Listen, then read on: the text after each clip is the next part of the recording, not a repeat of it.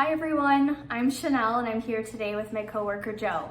We are from the Good Samaritan Canada and we work for learning and development. Today we're going to be sharing some information with you about grief and pass down some strategies on dealing with grief after a resident or patient dies. We recognize that healthcare aides have a very unique role. At our facilities, healthcare aides oftentimes spend the most amount of time with residents. Sometimes we spend more time with residents or clients than we do with our own families. So is it fair to say that we grieve after a resident dies? Absolutely. So often we don't talk about what happens after a resident dies. Many of us are not prepared to experience grief and loss because it's something that is not typically taught to us in our training or our job orientations. When a resident passes, we often don't have time to deal with that grief that accompanies it. We continue on in our day, we care for other residents or patients, and the burden of grief can weigh heavily on us. So often we don't have someone to turn to or someone to talk to about this grief. Without knowledge of how to cope and without having someone to talk to, we often can feel overwhelmed by grief. Grief can be expressed and felt on many levels. So physically, we can have difficulty eating, sleeping, and we may begin to use substances more, such as alcohol or cigarettes. We can find it difficult to concentrate, and we may start to question our own spiritual beliefs. We can even become overwhelmed with sadness, anger, depression, and loneliness.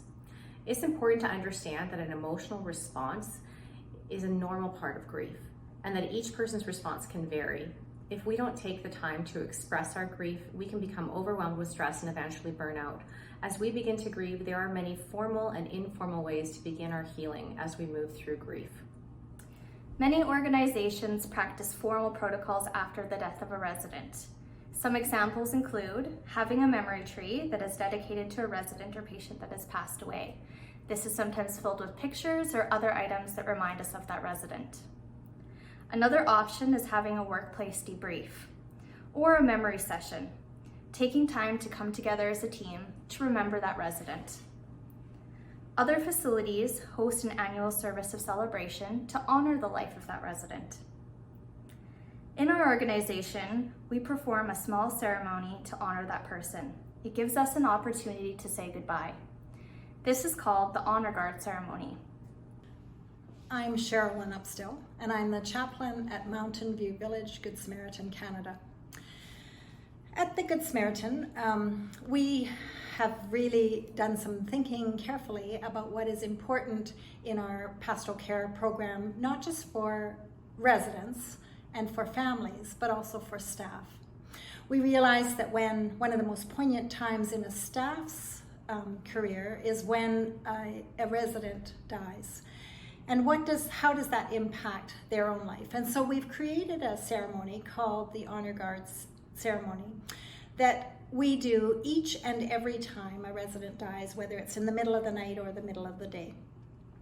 Once a resident dies, the family is contacted by the nurse and they have the choice of what time they would like to have the funeral home pick up their loved one so that they can have some time to spend with their loved one.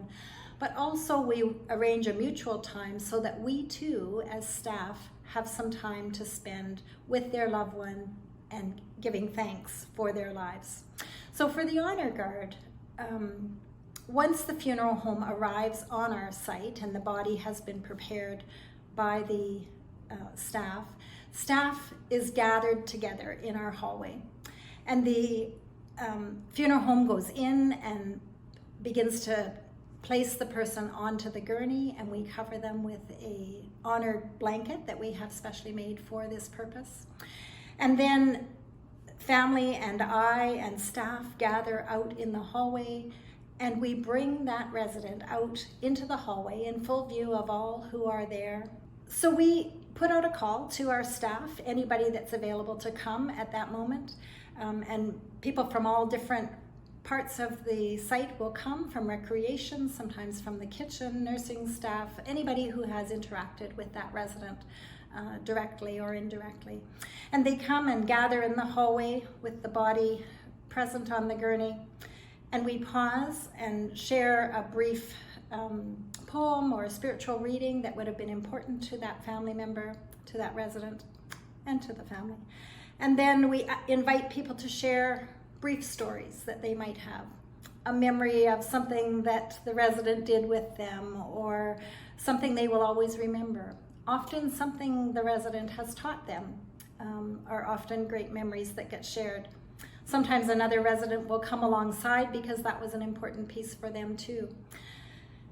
And once we're finished the storytelling in just a few minutes, we may have had a tear or two come at the time, and we just pause, and whoever is leading the service, whether that's myself or another care staff member, and we will offer a prayer of thanksgiving, giving thanks for this person's life and just offering them into the care of God as they go on this next stage of their journey. Once we have done that, all of the staff will go ahead of the gurney and walk and lining either side of the hallway all the way down to the front door as we escort that person out with the due honor and respect and love and thanksgiving that they deserve. And it gives us a chance to pause and realize how important that person has been in our lives as staff. And family as well get to see how important they've been to us as well as they are to them. And we get to say goodbye to the resident and to the family as they go out in the waiting car. We can also take time to process our grief in some less formal ways. Some simple day-to-day strategies include sharing your feelings. Express your feelings as they come up and take time to cry if you need to. Find somebody that you trust and talk about your feelings, while maintaining privacy and confidentiality, of course. And this can be friends, family, or colleagues. If you feel comfortable, reach out to a supervisor for support. Many employers offer an employee assistance program that offers 24-hour support for their employees. Continue to engage in your personal spiritual practices and remember this individual during those times. Take care of yourself by getting enough sleep and remembering to eat regularly. And continue to make your daily decisions and maintain your daily routine. This can help give you a feeling of control over your life, and also accept that some things are beyond your control and cannot be changed. Take time to practice meditation and relaxation. Create a pleasant environment at home or in your car, surrounding yourself with things that bring you joy, such as music or art. And be gentle with yourself. Allow yourself to take extra time to do simple tasks. Just do one thing at a time and remember not to be too critical on yourself. And finally, remember to take a break. Reading a book or watching a favorite TV show can give you that space that your brain needs to relax and take time away from feeling grief. This will help you from being overwhelmed. We all experience grief differently. To gain a better understanding, I'm going to take you through a short activity of self-reflection. In order to learn how to cope with grief in a healthy manner, we need to look at how we may have dealt with it in the past. Keep in mind that this exercise may bring up strong emotions, so please take this exercise at whatever pace and level of involvement feels right for you. Wherever you are for today's conference, please get into a comfortable position. Close your eyes, take a deep breath, and exhale slowly. Continue to breathe deeply for a few breaths. Become aware of your breathing. Breathe slowly. Now gently take yourself back to a time when you were with someone who is dying. Try to recall as much detail as you can. This may have been a positive or a negative experience. It may have been a client, a family member, a friend, or a member of your community. Remember who was there. What were the expressions on their faces? What were you hearing? What were people saying? What were the sounds in the room? What were you feeling? What were you thinking? What did you say?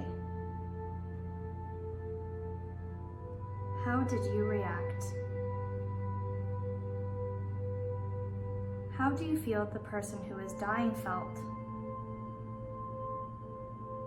How do you think others in the room felt?